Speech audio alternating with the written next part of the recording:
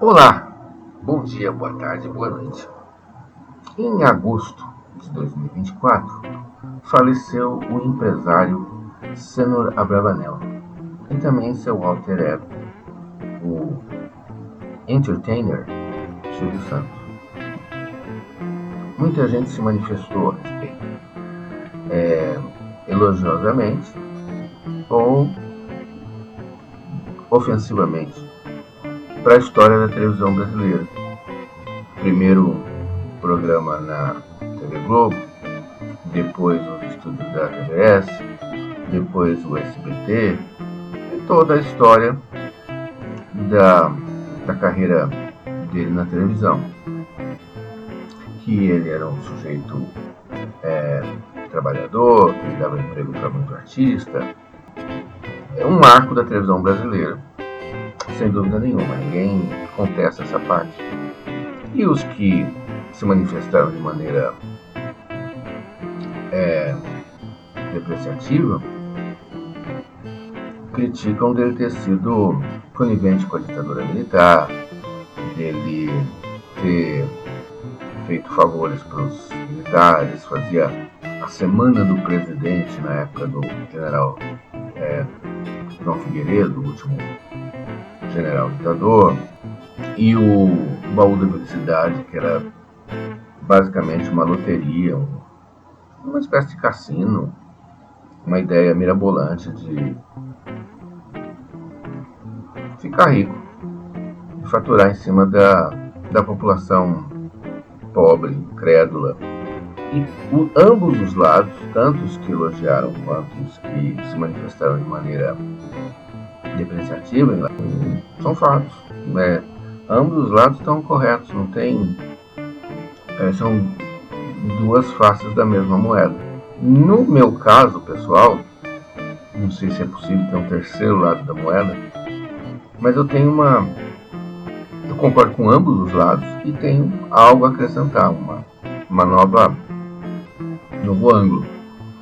Eu estou numa cidade do interior agora, do estado de São Paulo, para onde eu vim cuidar dos meus pais idosos. Em 1968, o meu pai tinha o mesmo nome que o meu. Então aqui nessa cidade nós éramos 100% de todos os Ralphs da cidade, eu 50%. Ele se tornou provedor da Santa Casa de Nova Granada. E ele teve uma ideia mirabolante de inscrever a cidade de Nova Granada no programa do Silvio Santos, o Cidade contra Cidade. E ele me contou que o Luciano Calegari, que era responsável pela pauta do programa, ofereceu para o meu pai colocar Nova Granada contra Tanabi, contra Guapiaçu, ofereceu cidades para Nova Granada participar dessa gincana aí. Uma das provas da gincana era arrecadar recursos para a Santa Casa da cidade oposta.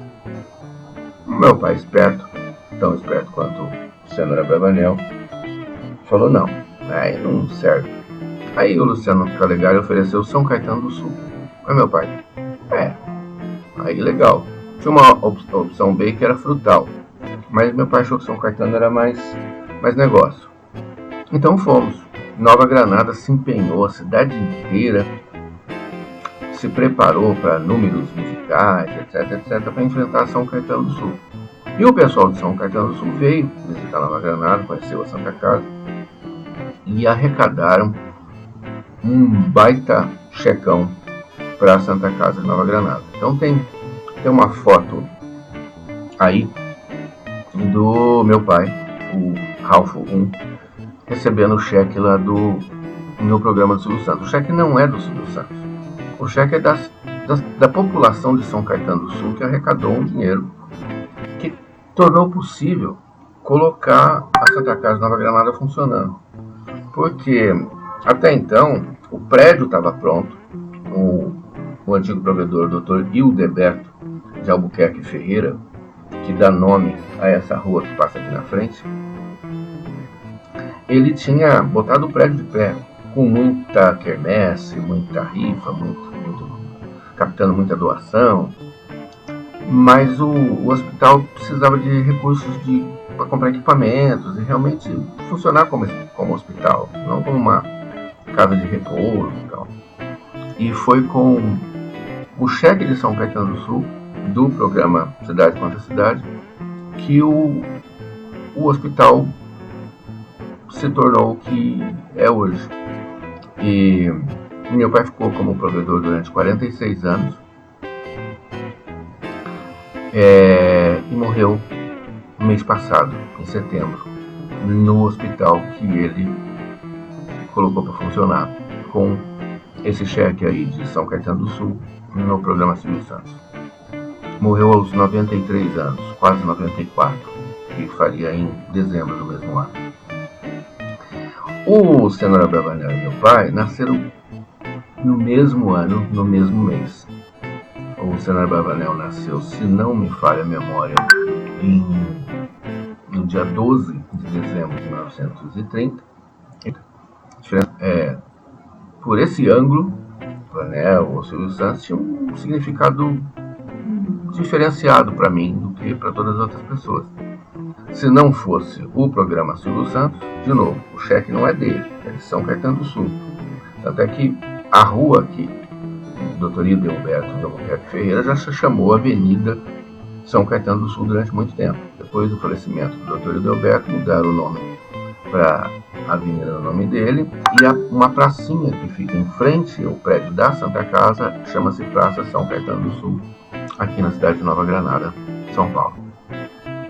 Mas se não fosse o programa Silvio Santos, não teria acontecido o hospital em funcionamento e talvez meu pai não tivesse falecido no lugar onde era praticamente a segunda casa dele, quiçá a primeira, porque ele passava mais tempo lá na Santa Casa, ia tomar café lá e tinha a sala dele. Mesmo depois que ele deixou a provedoria, mantiveram em consideração a ele, mantiveram uma sala com a estante, os livros dele, né? O gosto por livros veio do meu pai e tal. Então hoje eu sou 100% dos Ralphs da cidade, não sou mais 50%. Então esse efeito tem a ver inclusive com Jânio Quadros. Então eu vou um pouco mais atrás agora. Reza a lenda, quando o governador do estado de São Paulo, Jânio Quadros, a sede do governo ficava no Palácio Campos Elíseos, não era no Bandeirantes ainda, ficava na Avenida Rio Branco, em São Paulo, ele, com a cara inchada, teria gritado "Fauzi!" e chamou o Fauzi Carlos, que era o secretário de saúde dele na época, depois se tornou deputado. Faz um decreto aí agora, expulsando do estado de São Paulo todos os dentistas práticos. Na época, 1953, 54, era possível o sujeito abrir uma barbearia e o sujeito sentava na cadeira e hoje vai ser o quê? Bigode, barba, arranca-dente. Não precisava de diploma de faculdade de odontologia para ser dentista, chamava-se dentista prático. E isso era possível no Brasil inteiro. Eu já assisti filmes de O Velho Oeste nos Estados Unidos em que era a mesma coisa. Era o barbeiro cuidava do dente do pessoal também. Então, Jânio Quadros, por algum problema dentário, resolveu acabar com isso e expulsar do estado de São Paulo todos os dentistas não formados em faculdade de odontologia. O que aconteceu? Em outros estados, não sei se Minas, Goiás, Mato Grosso, essa moda ainda não tinha se tornado vigente. Então, os dentistas não formados em odontologia do estado de São Paulo tiveram que fugir para outros estados. E meu pai, recém-formado em odontologia numa faculdade em Uberaba, saiu com o pai dele pelo estado de São Paulo para adquirir um consultório dentário de alguém que estivesse fugindo, já com a sua clientela. E parece que eles foram ver uma em Americana e souberam, na época não tinha WhatsApp, não tinha Google ainda, assim, era por fofoca, rolou a notícia de que tinha um dentista prático em Nova Granada puxando o carro para outro estado. Me vieram em Nova Granada e ficaram com o consultório dele, por ser Nova Granada mais próximo da cidade da família, que era Uberaba, Minas Gerais. E aí meu pai passou a ser dentista na cidade, num consultório que tinha cadeiras de espera, na sala de espera, de assento de palha, e tinha argolas de metal cimentadas na calçada para os clientes amarrarem o cavalo e serem atendidos pelo dentista. Não é uma história longa para contar a respeito disso. A rua chamava-se Joaquim Távora na época e hoje em dia se chama-se Teófilo Mansur. Era um granadense ilustre que renomeara a rua. Em frente ao consultório do meu pai tinha um hotel, tem até hoje, só mudou de nome, chama Hotel Granada. E ele morava no hotel. Nessa época, juiz, promotor, delegado que passava em concurso, morava no hotel. Todo mundo se encontrava no café da manhã, no almoço, no jantar, tomava as refeições no hotel. E minha mãe se formou em letras anglo-germânicas, podia dar aula de alemão, inglês, português e latim, se tivesse, numa faculdade em Campinas, na PUC, embora a família dela fosse de Ribeirão Preto, e passou num concurso no estado para ser professor, e tinha 2 vagas no estado inteiro, uma em Chavantes, divisa com o Paraná, e outra em Nova Granada. Daí ela veio, assumiu a vaga de professora de letras, português e inglês em Nova Granada por ser mais perto de Ribeirão Preto. E foi morar no hotel, onde conheceu meu pai no café da manhã. Um olhou para o outro, deu ligue. Tinha uma casa do lado do consultório, meu pai comprou. E foi ali que eu passei. Provavelmente fui fabricado e passei os meus primeiros dias. Olha como são as coisas. Se não fosse Jânio Quadros, meu pai não teria vindo para Nova Granada. Não teria encontrado minha mãe. E eu não estaria aqui falando com vocês. Se não fosse o programa Silvio Santos, meu pai não teria tido a ideia de inscrever Nova Granada. Não teria concorrido contra São Caetano do Sul. A população de São Caetano do Sul, magnanimamente, não teria arrecadado uma grana boa para que a Santa Casa Nova Granada funcionasse até hoje. E meu pai não teria falecido lá. Teria falecido num outro lugar, mas eu tenho certeza que foi um lugar que o acolheu até os últimos suspiros dele. São essas coisas que me fazem lembrar um programa de TV, uma série chamada Strangelove. Essa série Strangelove eu assistia no canal Sony em 1996, por aí. Eu quebrei o tornozelo direito e fiz uma cirurgia, coloquei um monte de pinos, placa, tem um monte de parafuso aqui, 11. E aí eu tive que ficar com a perna para cima, bem perto do carnaval, início de 96. O acidente foi no final do ano de 95, isso aí. E aí, nessa época, eu falei, meu Deus do céu, vai ser muito chato ficar em casa. Acho que eu vou fazer uma assinatura de TV a cabo, morar em São Paulo. E aí foi a minha primeira assinatura de TV a cabo, em 1996. A hora que eu comecei a vasculhar os canais, logo que eu fiz a assinatura, para poder ficar menos chato ficar dentro de casa com a perna no gesso e tal. Tava lá essa série Strangelove no canal Sony. E eu comecei a assistir, comecei a me interessar. Era um fotógrafo que, quando o bebê, o avião caiu e a família toda morreu. E sobrou o bebê. E um bombeiro que veio no socorro, no resgate, no incêndio, que o avião caiu, achou aquele bebê sobrevivente, o adotou e deu o bebê de Chance Harper chance de sorte, porque o bebê é sortudo. Morreu todo mundo no desastre do avião e sobrou só esse menino. O bebê, o bombeiro adotou.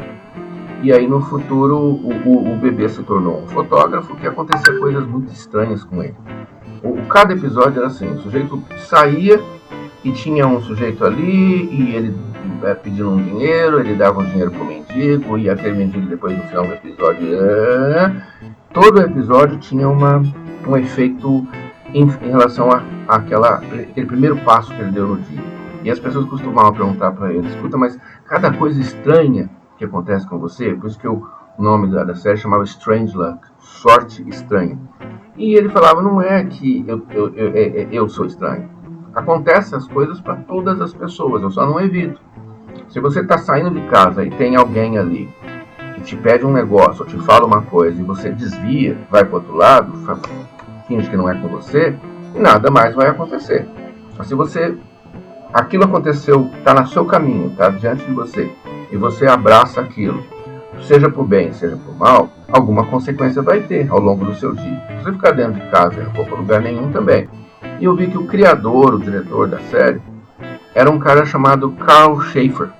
Carl Schaefer. Ele é um diretor de muitas séries de TV nos Estados Unidos hoje. O Strange Luck não está acontecendo mais, parou a produção. Mas o Carl Schaefer é esse cara aí. E esse Carl Schaefer aí é o mesmo que foi editor-chefe do jornal da escola onde eu estudei em 1976. Então tem uma outra foto aí, tem a turma toda da redação do jornal The Norseman, da escola Downey High School. Aquele loirinho lá atrás é o mesmo Carl Schaefer. E eu não apareço na foto porque eu estou tirando a foto, eu sou fotógrafo. Se você está gostando desse meu papo aqui, se inscreva no canal, dá um joinha aí para mim, dá um positivo, manda um pix e a gente se encontra no próximo papo. Obrigado, tchau.